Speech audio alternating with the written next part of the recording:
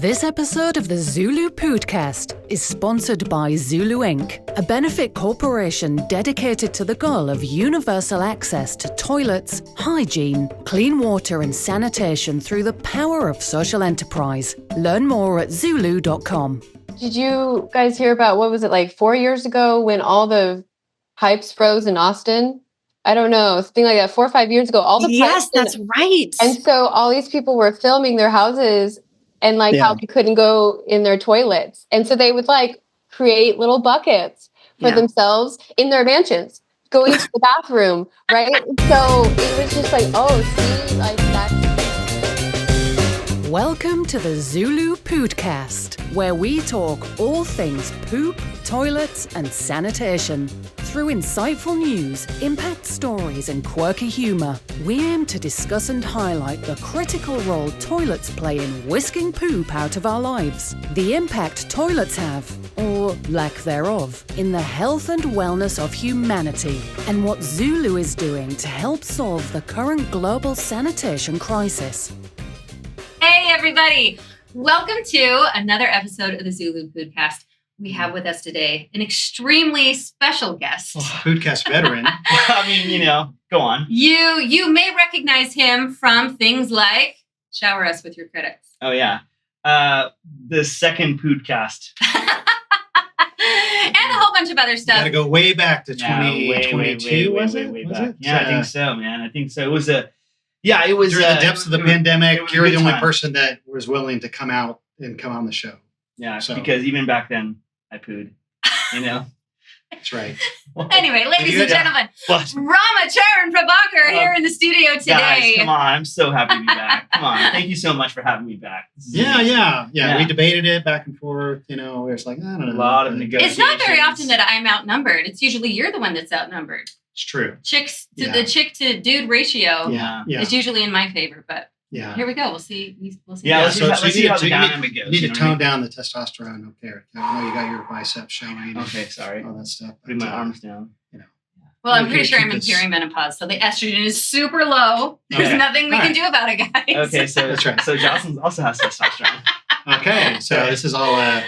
We all start throwing stuff. Anyway, we're gonna throw this table at the end. Yes, we are. Get angry. Okay. So anyway, you guys, we have a lot to talk about. Yeah. Question: did you have COVID in your poop last time? Did I have COVID in my poop? How does one check that?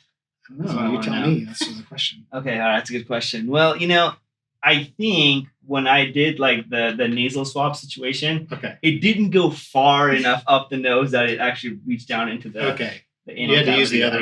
Yeah. You got to check the other side of it. Yeah, I guess so. I didn't check. I apologize. But I think I'm clean. Good. I'm clear. I think I'm ready to go. Yeah. Okay, so we're good. We don't have to put masks on or something. No, we're good. Trevor's heading for the door. Yes. I'm out of here. Conversation's taking a very strange turn. Right here in the beginning. Yeah. Well, we had to, kind of go retro back to the good old days. Yes, I know. Back in 2022 when we first started the podcast. Yeah.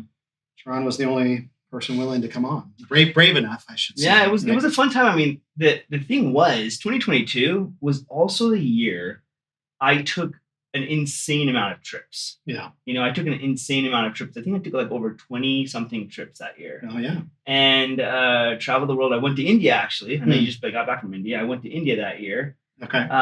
Super fun trip, and it was really interesting. I went to Mumbai and also to Pondicherry, and it's very interesting. Have you been to Pondicherry? I've never been to those places. Okay, Mumbai, Pondicherry, worlds apart. They're very, very different. Are they far apart geographically? Yes, too? they are. Yeah, they are far apart geographically. And the truth was, when I went to Mumbai, it was actually for an event. It was for our buddy. Oh, that's right. JD, who does a show called Rings of Power. He's one of the creators of Rings of Power.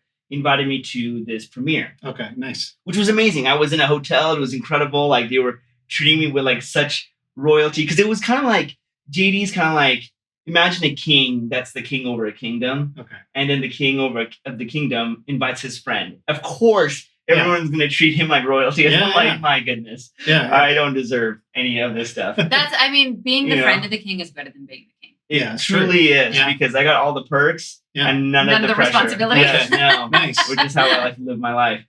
And then I went did down you to pick up any wives while you were there? Or if I did, I lost them. Okay. So I don't even remember their names. Okay. But then I went down to Pondicherry, which is the exact opposite experience. Okay. You know? And I got to... Well, why'd you go there? Grandparents live there. Well, grandma lives there. Grandpa passed away. But sadly, when I went there, she was actually sick in the hospital like the whole time I was there. So I just stayed by myself. But I had a lot of cousins I was visiting and everything like that. Okay. But that was the true India experience that I remember because I was actually on the streets. I got to see a lot of the chaos. Yeah. But even in that chaos, it's pretty wild. It's pretty beautiful. So it was a good time. It does seem to. Well, Darren knows. Everything seems seems to work and flow. Mm-hmm. You just kind of go with the flow. You can't get too uptight, you know. And amazing service, amazing people. Yeah, just so gracious, you know, the whole time. So, do you ever find it interesting? Like, I had a conversation with a cousin of mine a while ago, and I asked him. A cousin in India? In India, in Pondicherry, India, actually. I said, hey, dude, if you could live anywhere in the world, anywhere you want to, where would you go? Without even blinking, he's like, oh, Pondicherry. I'm like, oh, dude, I'm so sorry. You must have misunderstood the question. I meant anywhere in the world, you know? And he's like, no, I'd say Pondicherry. Really? Okay. And I was like, why? Why would you say Pondicherry? And he's like, because I'm never lonely here. And I thought that was like a profound response, right? Because here I am living in America. I have like all these luxuries and everything. And I'm like, crap, man, I'm lonely all the time, you know? and he over there, like they have like such a community, as you probably know, right? Yeah. And they're always loving each other. They're supporting each other. Like my cousins, everything was a celebration. And every cousin, like, because they all kind of like live in communities, and one person had a birthday once, and they're like, oh man, Bhavani's birthday, we're gonna go celebrate. I'm like, what are we gonna do? And like, oh, and I'm gonna use their accent, but like, Charan, we have a very big place, very nice place. We're gonna take you to this new place. I'm like, okay, great. It's called a Pizza Hut. And I'm like, oh, I'm pretty sure no, we'll tell you exactly how to do it. They have toppings there, Charan, you put it on the pizza. I'm like, great. So it was, but it was like, cool to like see how excited they got with everything, right? I bet they had toppings that aren't available here. Totally. Right? Totally, they did. Awesome. It was awesome. Like Indian pizza? Yeah, it was like pizza with like curry toppings and all that stuff. It was pretty cool. Fantastic. Cool. It was amazing. But the thing that I loved about it was the sense of community, and I'm sure you probably felt that. Like even though there was like total chaos, it's like you can't, like you said, get attached to like plans, because it's like you think you have a plan and then like a cow cart comes and like crashes your plans. You know what I mean? Yeah. But what you can expect is adventure and beautiful people with a lot of joy. Yeah, for sure. So beautiful people. That was a wonderful advert. Let's all go. We should all go. I know you just got back, but let's go. Yeah. Hey, I would go for sure in a heartbeat. Shannon, not so much. I think she was like there and just sort of, you know, I mean, she definitely, what was the best part was she went to, we got to spend some time with Mira and her team at their office, and Mira invited us over to her house, and they're like, we want to dress you up in that'd be amazing. What do you call the traditional? Sari. A sari and all that, and they just did dress up, and I was just kind of sitting back. I was the only guy. Amazing. So it was like, but they all dressed up in that, but had the dot on the forehead and all the whole deal. But you remember when my mom gave you some of those, like Christmas? I think one year my mom gave Jocelyn like a bindi, some Indian beautiful jewelry, earrings, beautiful necklace. Yeah, they're big into that. Well, it's so, the colors are so vibrant, and it's so rich, colorful, and so textural, and I just like, just for the fashion aspect of it, just to sit on the street and be able to watch people go by, to me that would be incredible. Yeah, well, when we do the highlights for that episode, because we got a lot of content, a lot of the toilet recipients, and talk about the color. I mean, they don't have much, but it was kind of interesting, just the color of the dresses against, or the saris against, just sort of abject poverty. And it's just such a contrast, because the color sort of just popped in front of, you know, the disaster behind them, you know. It's just like such a contrast. Do you guys ever wonder, like when you look at like a place like India, for instance, where you look at people and you think like, I wonder what their life was like. I wonder what their life history was like, right? Yeah. Because I often wonder, like, what if I never came to the States? What would that look like, you know? Yeah. I moved here when I was 6 years old, but man, I go back there and I see people with like such history and like such wisdom in their eyes, you know? my mom was telling me like she tries to go back every couple of years, and she was telling me about like a couple people like she interacted with that were, I guess you could say they were, I don't know if they were beggars or they were homeless, but they were sitting right outside the temples, the Hindu temples. Mm-hmm. And she said that she had given money to some man and then went into the temple. An hour later comes out and then was stopped by another man who said, thank you. And he's like, I don't even know who you are. She's like, oh no, I remember you gave money to that man and he came and distributed it to all of us. And I remember it. And I'm like hundreds and hundreds of people are going inside that temple. Mm-hmm. How he was able to sit and pay attention to my mom. And wait for her to come out. And wait for her to come out. Like that's pretty impressive. That is awesome. Yeah. That is awesome. That's cool. So, okay. Well, thank you for coming. India. Thank you for coming back. India. Yeah. And we're done. Yeah. Thank you for watching. Do we have some poo news? Or? We do have some poo news. Okay, let's hear it. And I try not to do an airline one because I know you. We do a lot of airline poo news. There's a lot of stuff that goes things going on in the airlines. In the sky. Yeah. So, which I know you fly a lot, so it always gives you anxiety a little bit. Like this could happen to me, right?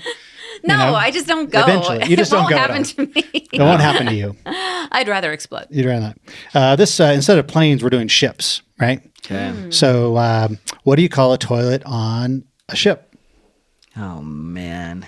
There is a specific term. I don't know. I was galley's the kitchen. Okay. There's port and starboard. Yeah. These are all the ship terms I know. Yeah. There's the boom. I'm pretty sure there's an anchor. I don't think that's it either. Yeah. So the toilet. Trevor, do you know? No.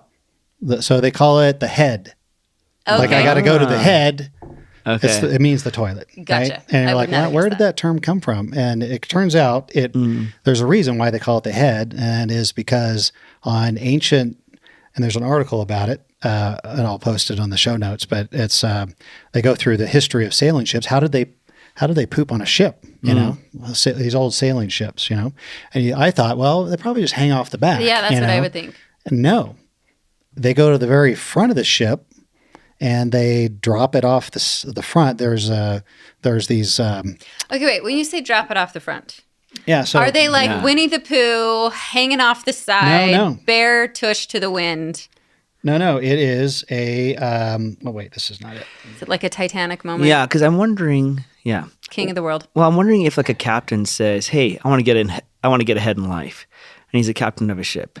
Is he referring to a toilet, or is he referring to like his personal? I don't know. Anyway, now I'm like thinking of all kinds of puns, and it's like the worst. Anyway, so I'll let you watch. Can we? We'll use this little clip in the show if we can. But here's a little overview here. Or I'll just play it. Going to the loo on a ship of the age of sail was a real adventure. Depending on the seaway, a sailor even risks his life to poo. This is because the latrines for the crew were located on the outside of the ship, and, as you can see in this clip from the film Master and Commander, were exposed not only to prying eyes, but also to the elements. In this video, we venture deep into the smelly secrets of seafaring to explore the toilet situation aboard ships of the age of sail. So anyway, there's a little thing. There's a little thing off this front of the ship, and a little hole there, and you go off the. That's why it's like a tiny platform with a hole in it. Yeah, exactly right. And so, which I thought was interesting. I thought, well, why wouldn't they build it in the back of the ship? And it's because that's where the captain's quarters were, back in the back of the ship. So he's not going to have the all that smelliness happening where he's at, right? So it's the very front of the ship. Yeah, better to put it to the front so that the wind can come and get the entire crew. Yeah. So it can coat the bottom of the ship as it goes through the water. Right? I love it. Mixed with barnacles. Yeah, there you go. Yeah. So anyway, I thought you might find that fascinating. That actually felt kind of liberating. Yeah, just out in the breeze and just kind of hanging out there. Yeah, I kind of now feel like I haven't lived until I've taken a dump off of a ship. I know. Do you know what I mean? Like I don't feel like I have. Yeah, well, I have, but okay, because I'm a sailor, I do some sailing, and so, but I wouldn't recommend it. Okay, great. If your head is working, so they still call it a head.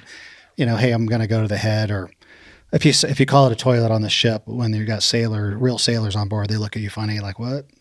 They're like, yeah, who's the new guy? It's like instead of a rope, give me that rope. No, they call them sheets. I mean, there's like anything related to what you think would be the name, it's something else. Just they want to make you feel stupid. They want to make sure they know. Yeah, blame the British Navy for that. So of course, I always do. Yeah. So anyway. All right, that's your fun factoid. That's your not really news, but maybe a historical. No, I like these fact. We're learning about India. We're learning about toilets on the ship, and stuff. And now we're going to talk about the movie, right? Yes, we are going to. Okay, shifting gears completely to our interview with Lily, who was a delight. It was really, really fun to talk to her. She has such a wide range of talents. She's had her fingers in a lot of really cool pies. And she directed the documentary on Jack Sim. Right. The very man that we know and love. Mr. Toilet. Which is available on Apple TV, I think. Oh, was it Apple or was it Amazon? Well, it's on I think it's on Amazon Prime, and then it's also on Apple TV. You can I think it costs like $6 or something to watch it. Well, you've seen the whole thing. You loved it. Mr. Toilet, the world's number 2 man. I love it. Perfectly named. It's so good. That is so good.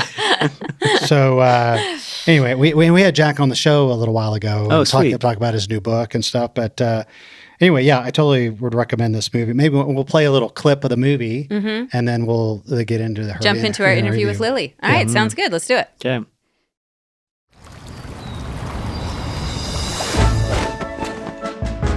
About that is it's just like a 12-year-old trapped in a 60-year-old man's body. I'm going to take this poo to the loo. I am the founder of the World Toilet Organization. Have you ever heard of this organization? It sounds terrible, isn't it? I grew up in Singapore and we would have an outhouse with buckets. Almost half the world doesn't have access to any toilet. So where do you go to the toilet from here? All the world agenda competes for visibility. Imagine you are right at the bottom called It's a dirty job, but someone's got to do it. One man has dedicated himself to bringing good sanitation to those who need it. I have 2 years to make 6 million toilets. If the problem can be solved in India, we solve 60% of all problems in the world. It requires new thinking. Turning poop culture to pop culture is the fastest way to solve the sanitation problem. I'm looking for Game of Thrones costumes. Jack has had a anything-it-takes approach to get people to pay attention to the issue of sanitation around the world. Welcome to World Toilet Day. Is that even a real thing? Of course that's a real thing. November 19th, World Toilet Day. In India, there's a great sensitivity of people from other cultures coming in and telling them how they need to live their lives. We want to make toilet the happiest room in India. Jack, it's a big dream and it's killing you. My dad doesn't see the need to take a break from it. Those who actually clean the streets on a daily basis say a lot more needs to be done. I don't have enough sleep and I miss my family. Frankly, the task for Jack is too big. If there is a single person who can actually achieve the vision which he wants to achieve, that is Jack. I don't care who's on my side. You have to get people into action. He just wants to leave this world feeling like he's contributed. Think of things that scare the hell out of you and believe they can be done. Not by yourself, but by everybody.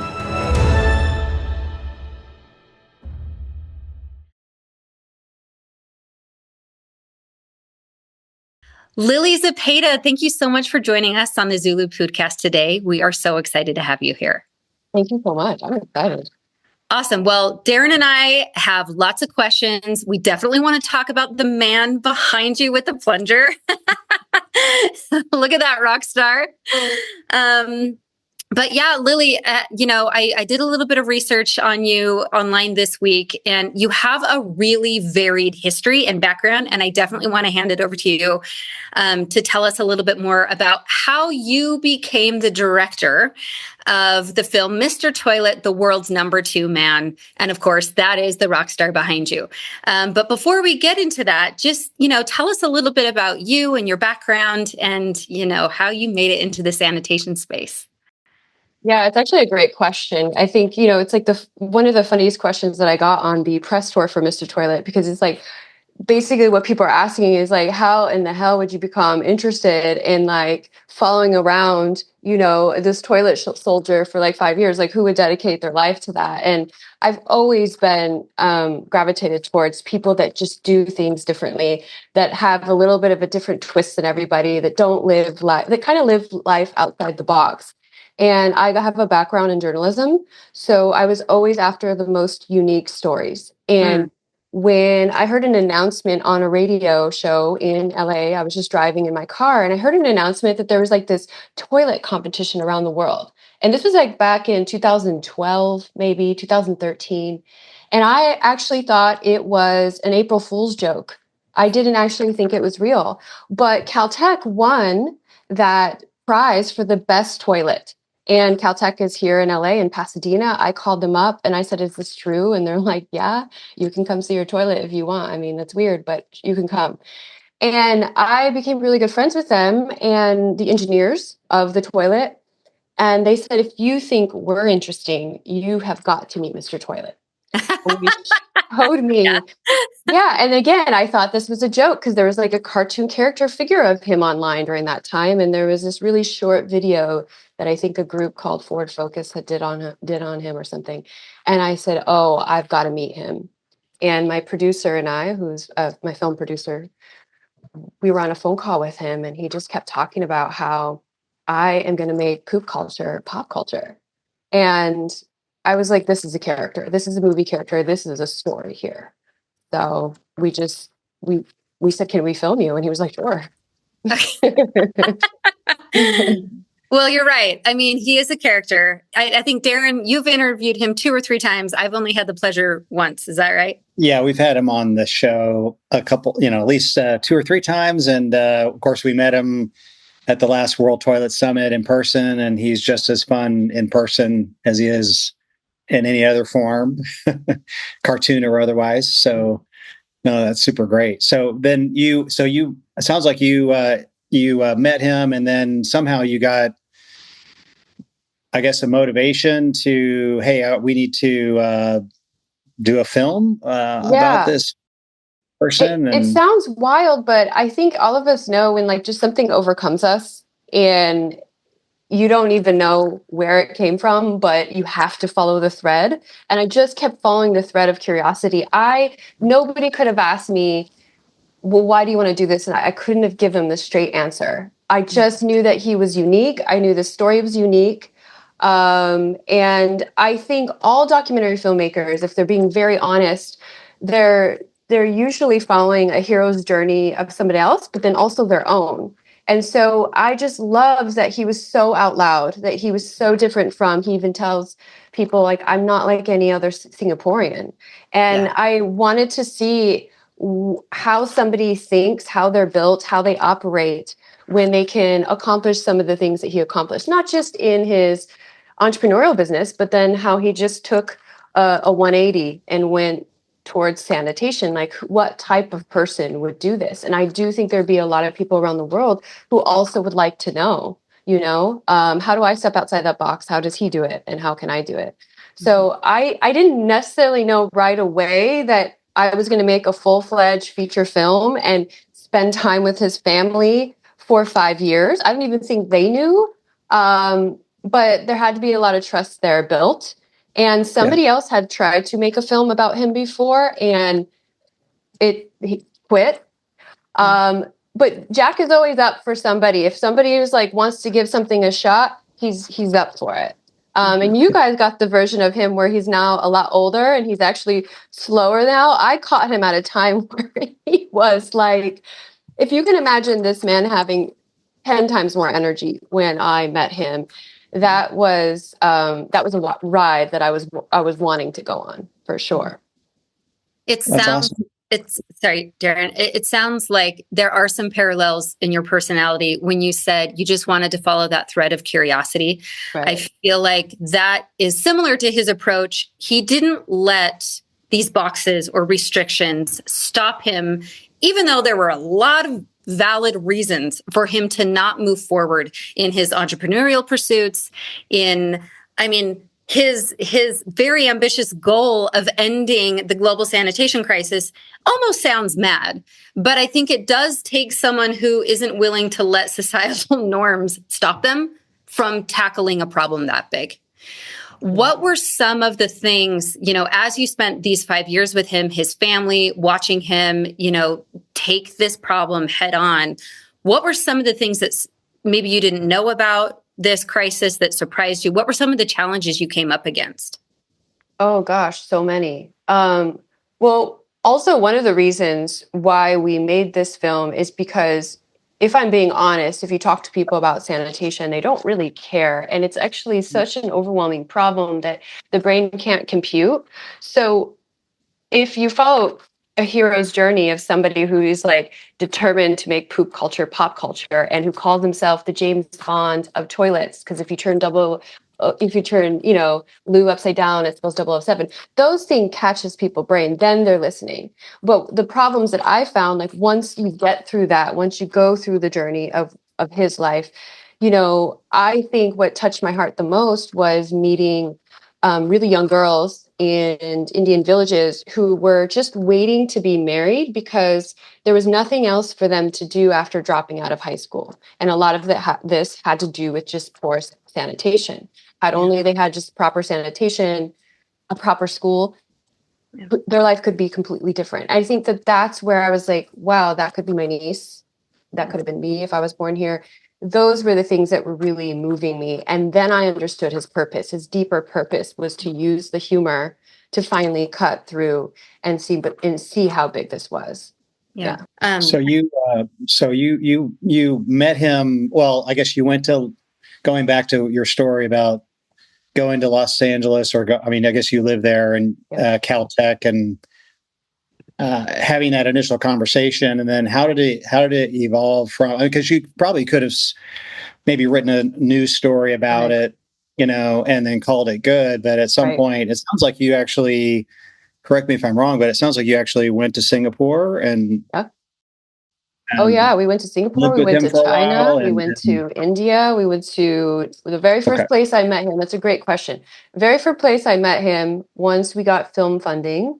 By the way, the Kohler organization, if you know their toilets, they were very invested in the sanitation crisis at that time. So they were able to give us our first film funding when we started. Nice. Yeah. So that was very helpful in our first shoot. And one of the places I first shot was in New York when he went to the UN and made World Toilet Day an official holiday. So if you go back and look at that footage, it's quite interesting that there's like all these toilet people that come out of the woodworks. They're standing in front of the UN building, like in toilet costumes.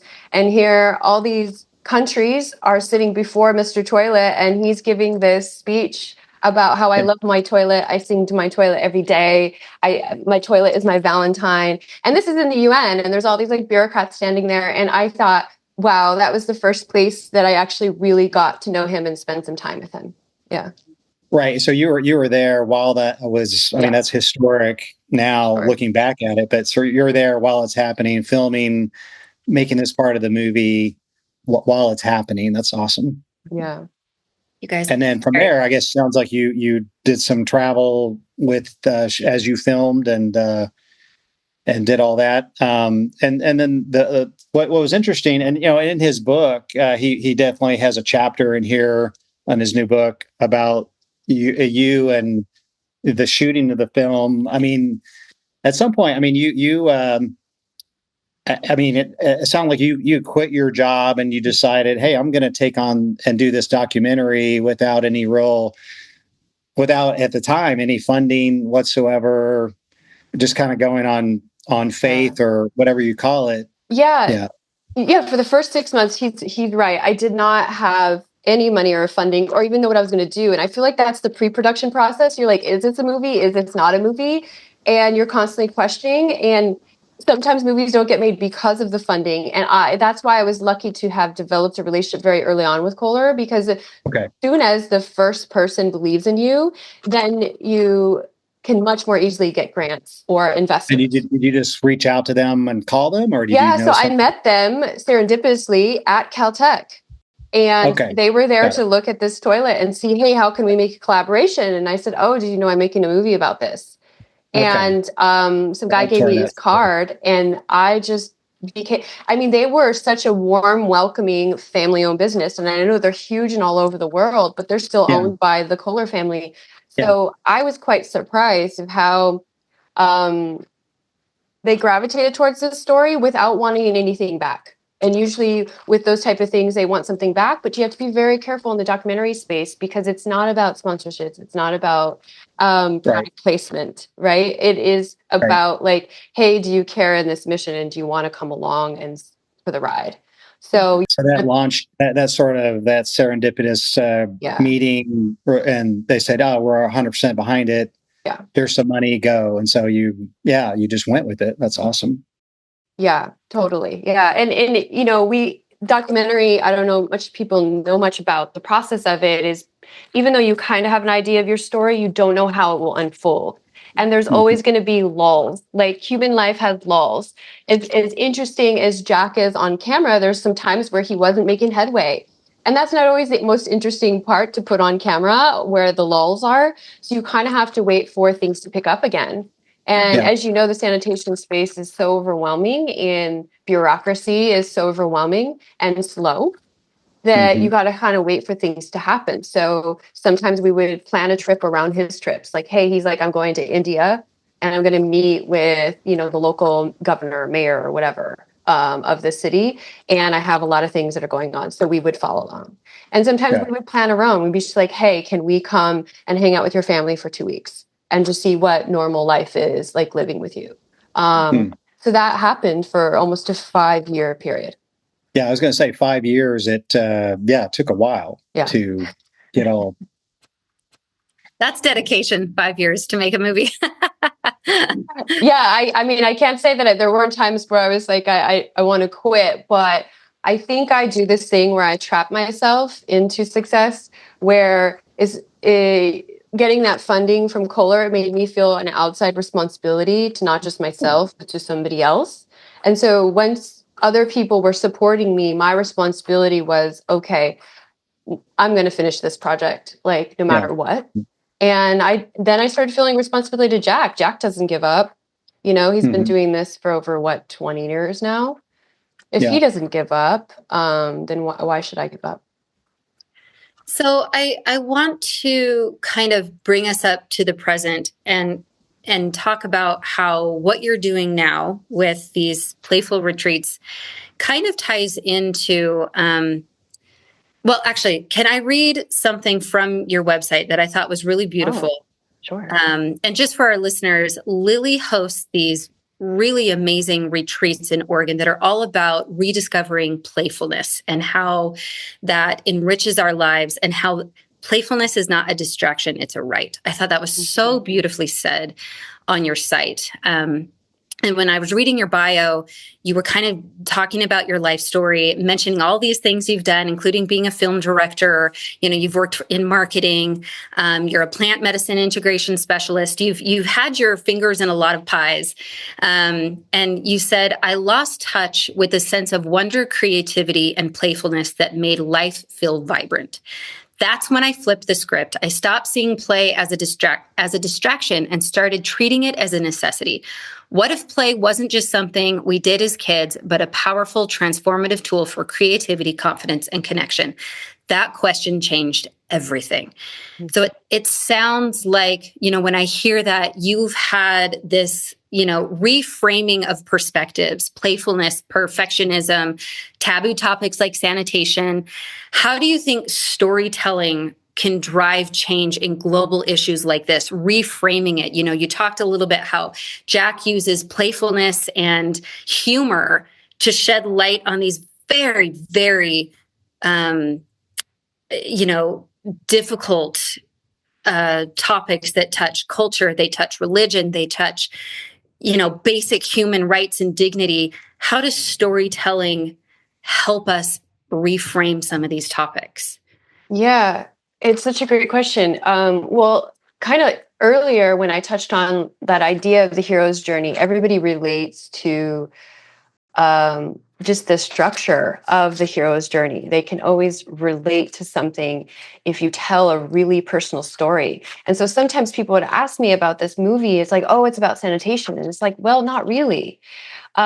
Sure, you learn about it, but it actually is about this one man against all odds who decides to undertake this global crisis, if not one of the biggest global crises. And he says, I can do this with humor and while making a fool out of himself.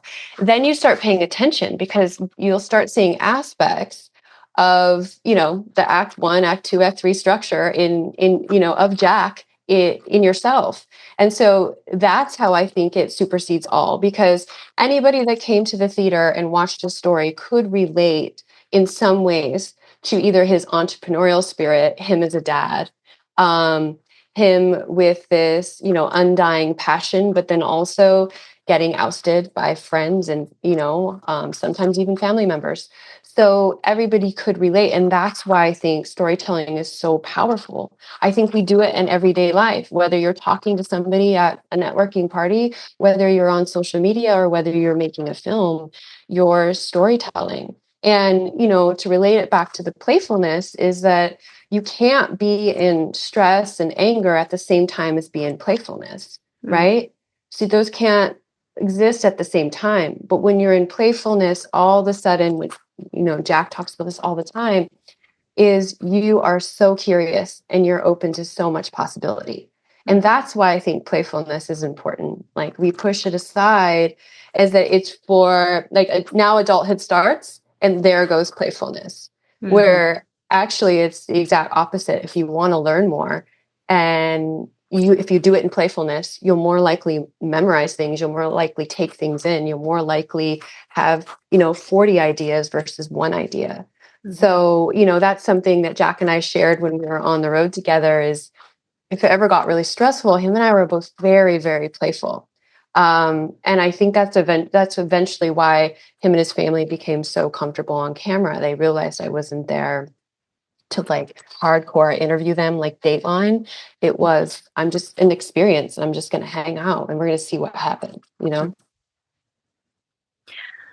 I love that, the idea of relatability. We talk a lot on this show about sometimes it's hard because sanitation doesn't seem to be a problem for us. I mean, we have failing sewer systems. It is a problem here in the States, but not in the same day-to-day way that it is in a lot of other countries. And so I think, stories like Jack's and stories like, you mentioned these young girls in India who are just waiting to get married because they don't have education, they don't have possibility, they don't have opportunity. And it comes down to safety. It comes down to human dignity. On the one hand, it feels like maybe that's something that we can't relate to here in the States because it doesn't touch our lives every single day. So I think it's just massively important to tell these stories. Darren always does a really amazing job of letting us know, we tell recipient stories of these toilets that we're able to build for people in Peru and Africa and India. We get to hear how it is life-changing for people to have a toilet close by that's safe and reliable. And this is a topic that hits everyone, but disproportionately young girls and mothers. And, it's really, really inspiring to hear these stories. And it's very eye-opening to the point of almost being disturbing because we just don't know here in the States and in other more developed countries. As you were traveling to all of these different places with Jack, did you have any stories that were like, oh my gosh, I'm living the sanitation crisis? Yeah, that's, definitely, right? Because toilets are different everywhere, right? And so as soon as you have to like squat in a hole, and you're used to the standard Kohler toilet, for sure. But it's so interesting because I was so focused and at work, I never really thought about like what I was going through because I can always escape to a hotel eventually. Yeah. I can always come back home in 2 weeks. It's very temporary. Right. It's so temporary. And I think when you're thinking in those terms, it really doesn't affect you the same. but it just made me have so much more compassion. And I know Jack jokes around being grateful for your toilet all the time, but I do think that really affected me.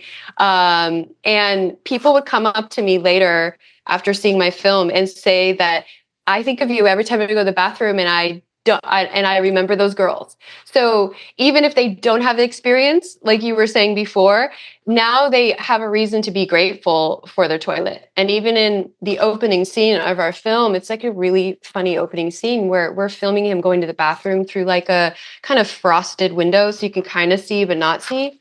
And the whole point of that was to make people feel uncomfortable, but also make them laugh, because he is talking about how like being on the toilet is a meditation in itself. It's like this spiritual journey. And you're just like, what's happening? He's going to the bathroom, like you're filming him going to the bathroom. But it was like, it was like bringing both worlds together. It was like that idea that all those people watching him go on the toilet is something they do like 5 times a day. And you're uncomfortable, but at the same time, he's talking about, wait, but this is a spiritual journey. This is like a sacred place for me to be able to like do my business and go out. And I have the, I am grateful to be able to just like flush that toilet and like go out and have my day. And so it's stuck in people's minds. And that's all I was looking for. That right there is a turning point, right? For them to either do something small themselves or even just be grateful for something so simple. Yeah, I think there are many reasons to make a film like that, but if you can make it sticky, and every time someone has the privilege of using a functioning toilet that takes waste away from their life, if they think of Jack every time and that story that was told and those girls, and it's obviously not just these girls, it affects everyone, but just the gratitude that comes from not having to deal with it in any way. I mean, anyone knows that the minute your toilet gets clogged, everything else in your life shuts down.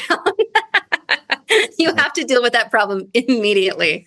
So yeah, every time you have a successful flush, It reminds me of did you guys hear about, what was it, like 4 years ago when all the pipes froze in Austin?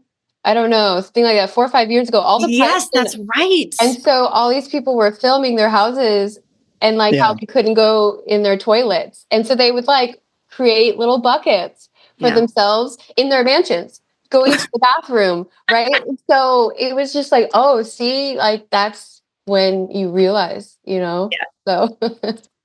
Yeah, I'm originally from Houston and my family all lives there. And it was like, I think 2 years ago where it just freak snowstorm, freezing, pipes broke, but it was like, instant third world conditions, immediate when your toilet doesn't work, for sure.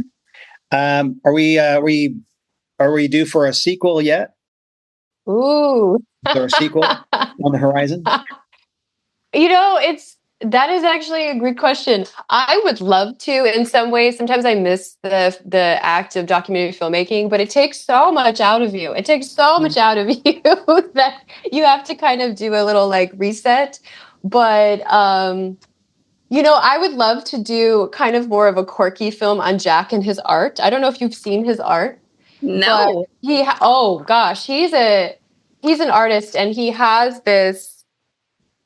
paintings all over his house. And in our film, he describes some of them, and they're so out there. He'll tell you stories about them and how it like significant. It mirrors what's in his mind and all the stories going in his mind and the goblins around his mind telling him what to. It's amazing. It's amazing. And one of the things that ended up happening in our film was we thought we were going to this like very important meeting, and he's like, I got to pick up some stickers. And we're like, what? And my camera guy's like, just keep rolling. And I was like, what stickers? And he's like, I gotta make a giraffe. And I was like, where? He's like, my lamp post, I see it. It's a giraffe. It has to be a giraffe. And I was like, you gotta be kidding me right now. I thought we were going like to your meeting. And he's like, no, I gotta go pick these up. So we filmed the whole thing of him like getting the exact colors for a giraffe. He shows this person a picture of a giraffe and the colors. And he spends the rest of the day making his lamppost out of a giraffe and painting it And then 2 days, 3 days later, the government takes it down and he's pissed. He's like so pissed off. Wait, he's so was this was out on the street? This is out on the front of his. Okay. So not in his house. Got it. Not in his house, but like across the street from him. And he was just like, see what they do? They take art down everywhere. See what they do? They don't understand this. And he was just going off. And I was like, this is the tangent that I would need to go on with him, because deep down he is an artist. That's what he is. And he sees, just like him seeing the giraffe is a lamppost. He was showing me how he sees everything. He's like, look at that right there. It's a dragon. Look like there. That's that's a squirrel. Like, and you get to live through his mind when you let him riff like that. It's probably how he was when he was a kid and people were telling him to, get straight A's in school and, get good marks. And he was thinking of something different. So that would be the sequel, Darren, that I would do yeah. Well, I think that'd be great. We need to continue the conversation and do act 2, I think. Yeah. So Lily, outside of planning an artistic sequel with Jack, what's going on with you? Tell us what you're excited about right now. I'm really excited about this retreat I'm doing called the Playful Pursuit. And like you said earlier, it's bringing adults into more of that playful presence that's at our true nature, and just kind of getting out of the so-called matrix of all the responsibilities, all the rules, and just feeling into what inspires us again, and what makes us feel adventure and play. Yeah. Well, I don't know a single adult who couldn't use a little more of that. So everyone listening, go check out The Playful Pursuit. Is it theplayfulpursuit.com? Playfulpursuit.net. Yes. .net. Okay. Up in Oregon. The photos on your site are beautiful. It looks like a really, really special place. And we just thank you so much for spending some time with us today, giving us some insight into the experience of making that amazing movie. And thank you so much for all you do. Thank you. This was awesome. I appreciate it. Okay. I love every time Jack comes up, I remember how much I love him. Yeah. I think it said it so perfectly in that trailer. I think it was his daughter who said it. Jack is a 12-year-old trapped in a 60-year-old's body. Yeah. Just in terms of his enthusiasm, his curiosity, and his refusal to accept that he cannot solve this problem. Like, he sees no reason why he shouldn't be tackling this thing at, 100 miles an hour all day, every day. And he's relentless in his pursuit for a solution. It's so admirable. Yeah. I mean, in the movie, it just definitely, and Lily did a great job in pulling all that together. I mean, it took her like 6 years, like she said, to get the funding together. And it's something that she couldn't forget about it. I'll work on it later. She just went all in, which is kind of her personality. Yeah. She just goes all in. Right. So, but yeah, she was able to show not just the positive stuff, but the strain on the family. I mean, the movie, interviews the kids, and they're kind of like, I mean, he's really gone most of the time, and he really wants to. He mentioned, I think in the last interview, that he's like wanting to sort of, hey, now I'm going to try to take now that my kids are older, I maybe take my wife on some of these world adventures that he goes on. Yeah, so he's got a partner in crime. Yeah, but anyway. Well, Lily did an incredible job highlighting both, the progress and the enthusiasm, and also what it takes to keep that engine running. Yeah.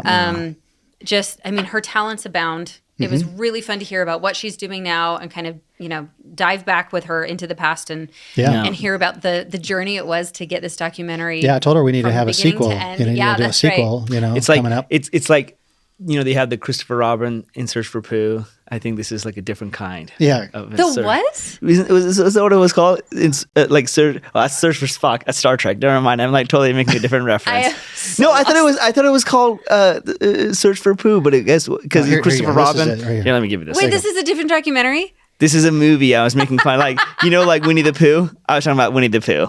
Okay. But anyway, it doesn't work. It doesn't apply at all, because I guess that's not even the name of the title. But the point is, land that plane, Sharon. I gotta land that plane. Come on, there it is.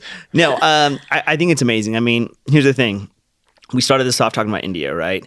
And India does have an intense like sanitation problem, and it's a huge problem to solve. It's a huge problem to fix. I mean, right now, India is the #1 most populated country in the world. And the land mass of India compared to the US is significantly smaller. Like, I think I was like doing like this, like a buddy of mine, this was years ago too, when we were having this kind of calculation. But he was saying like the square footage of, square miles of LA, is like, I don't know, I forgot how, like a couple thousand square miles or something like that, and had like 10, 12 million people, something like that.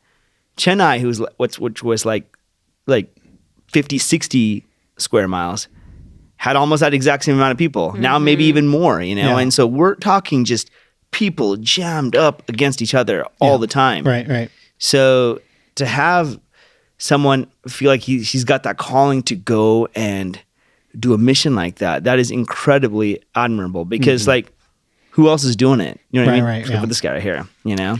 There's a few superheroes in the sanitation space. Yeah, Jack is at the top of the Jack list. Jack is our hero, and you know we're inspired by him, and you know, he's just bringing attention. I mean, the whole World Toilet Day itself was based on his efforts. I love that Matt Damon is like, it's November 19th, guys. Yeah, exactly right. We need to have Matt on the show. I was going to say, when's Matt coming on? Well, Jocelyn, when are you going to call Matt and have him come over? I'll see what I can do. I mean, you got Sharon on. I know. Just one phone call. Well, surely your people know his people. Yeah. And those people, they go through Jocelyn to get to him. So it's weird. You're like, let me call Jocelyn. She knows everybody. All right, Matt. We're coming after you. Absolutely. Well, guys, this was a fun one. Yeah. Thank you, guys. Thank you for coming back. Yes, Thanks for having me. you. This was amazing. It was so fun. Come hang out with us again. For you. There you go. Dude, you're just the best. You are so welcome. I am collecting these. Yeah. And when my mom asked me what it is, I'm like, oh, it's chocolate pudding, Mom. It's chocolate pudding. I have a lot of them. For people who are listening and not watching, Sharon was just handed a squishy poop. I did. That's right. If you were listening to this, we need to remind viewers, if they send in their stories and they comment, we'll send them some. Yeah, guys, if you want squishy poops, we want to hear about yours. Yes. That's right. All right, you guys, thank you so much. We'll see you next time.